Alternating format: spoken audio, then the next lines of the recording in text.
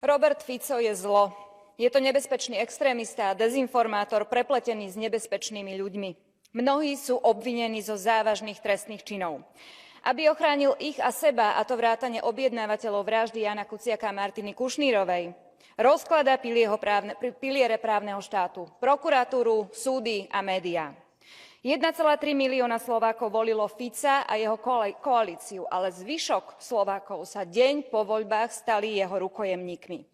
Zásahy Fica do charakteru nášho štátu vyháňajú mnohých za hranice a mnohých do ulic, aby proti nemu protestovali. Veľa Slovákov sa obracia na európske inštitúcie, aby Fica zastavili. Dnes nazval Robert Fico slovenských europoslancov vlastizradcami, tých opozičných. Zľakol sa tejto debaty a toho, že on a jeho oligarchovia prídu o eurofondy.